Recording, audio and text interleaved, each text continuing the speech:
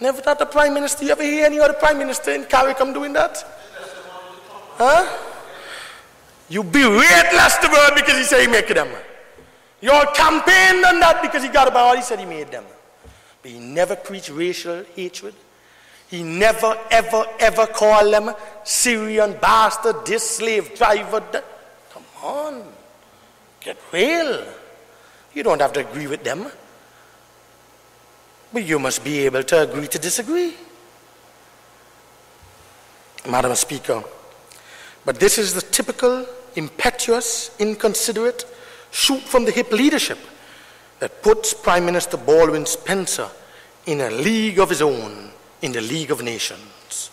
You see, every time, Madam Speaker, that Prime Minister Spencer stumbles and he falls victim to his own incompetence, his own foolishness, the bad advice that he's been given daily and being fed daily, he finds someone else to blame. He finds someone to vent his frustration, his anger, in a way that he thinks in his mind can attract votes to his declining political agenda. It's only 6 months. 6 months to go. And Madam Speaker, Gray's Farm people and Gray's Farm and Green Bay is in a dilapidated state. And that is an issue too, Mr. Prime Minister. And it is a shame that a veteran representative of you, like you, who have represented that constituency for all these years, and you're no longer in opposition, so you can no longer blame the Labour Party. You can't say that the Labour Party is vindictive. No, in fact, you serve as the head of the government. What are you doing for them? But when the same Alan Stanford's $50 million offer to help became in the petty, quarrelsome mind of the member for St. John's Rural West an attack of the people's independence, and their dignity then came to the fore. So the Prime Minister ignored the issue and claimed the justification he needed to verbally abuse Alan Stanford and monger public hate against him. Hate-mongering at its classical best. By indulging in abusive, irrelevant name-calling, ignoring the issue at hand of your government's inability to meet stable, reliable, uninterrupted electricity services, you are doing now the same thing with Aziz Hadid. Madam Speaker, in my humble view, it is crass, partisan politics 101, and the people should not allow the Prime Minister to get away with that. Madam Speaker, the facts now. During the first half of 2006, Will McDaniel, the dismissed APUA minister, negotiated a deal with APC. It is here, Madam Speaker. May the 11th, 2006, the Attorney General, the Prime Minister himself, or the members on this side referred to it earlier today and this evening, for additional power to be generated for 22 years. The Prime Minister says not true. He said this morning, we don't know where Lesterburg get this 22 years. Well, I crave your indulgence, Madam Speaker, to look at page 2, Mr. Prime Minister. The second to last paragraph on page 2, and I quote with your permission, Madam Speaker. This joint venture shall enter into a PPA agreement along a build, own, operate, and transfer boot concept for the new 50.9 megawatt project that shall commence January 2007 and terminate 2029. You are the maths man. 2029 from 2007 is how many years? 22. This is signed. But he said that there was never no 22 years negotiated by his government. He said Lesterburg lie.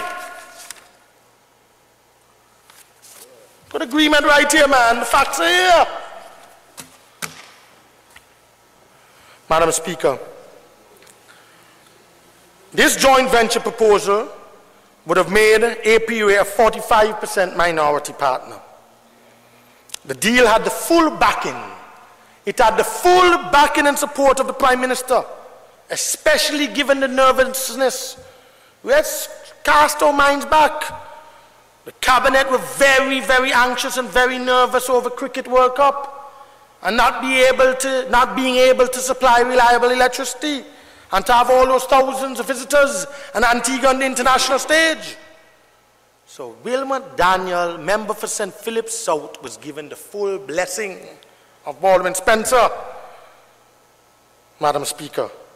So, what happened then? On a good faith agreement with Cabinet and the minister responsible for APU at the time, in the absence of APU board, remember, there was no APU board. Wilma Daniel was the sitting minister in Cabinet representing the APUA and following instructions from his boss, the Prime Minister. But Wilma Daniel is crazy to go off on his own and sign him a 5-page memorandum of understanding without the blessing of the Prime Minister and the Attorney General, and commit APUA and bind them, and commit Lyndon Francis, and commit the chairman, Leon Chaku Simister. That's not his signature. We need to exhibit this.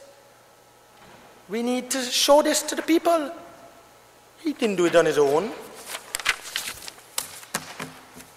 So, Madam Speaker, what happened? APC then went on and they ordered and they purchased the 3 new engines for the phased installation of the additional 50.9 megawatts of capacity agreed to in the Memorandum of Understanding signed by both parties and approved by Cabinet.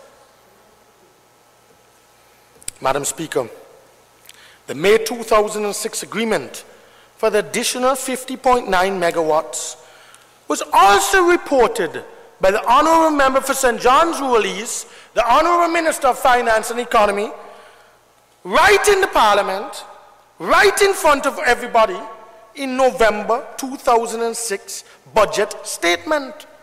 It's a matter of Hansard, a public document. Go back and look at the budget statement. It's printed. The Minister of Finance reported that. So the Prime Minister don't see what the Minister of Finance put out to the country. So Errol Court can get up on his own and announce to the whole country. Sorry, the Honourable Member for St. John's Rural East, the Minister of Finance can get up on his own and announce in the budget statement to the Parliament and to the country that the government has entered into an agreement with APC for additional 50.9 megawatts. And Prime Minister Spencer, the member for St. John's Rural North, you don't know nothing about it. Who all you think are you fooling? So, Madam Speaker, when the Prime Minister stood in this Honourable House this morning and repeatedly said, Madam Speaker, that there is no Cabinet approval for a 50.9 megawatt plant, he was deliberately misleading the public. And, Madam Speaker, to make matters worse, to put more salt in the wound, the Honourable Attorney General get up here this evening, tonight, and tell the whole country he had the gall and the gumption, Madam Speaker, to again repeat the lie and mislead the country that there was no Cabinet approval. Well, there was no Cabinet approval. Well, Madam Speaker, I have the Cabinet decision here. And I beg to read the excerpts, Madam Speaker. Madam Speaker, dated the 16th day of May 2006, Joint Venture Electricity Supply Project, APUA Antigua Power Company Limited. Cabinet Circulation Note dated May the 15th, 2006. Listen. Cabinet suspended its meeting at 1:05 p.m. to allow representatives of Antigua Public Utilities Authority and Antigua Power Company Limited to give explanations on the contents of the circulation note. And it's not Wilma Daniel, give me this. This is a matter of record for all to see in the High Court down up there. This document comes from the High Court. It has been filed, Madam Speaker. It's a matter of public record, this extraction of the Cabinet minutes.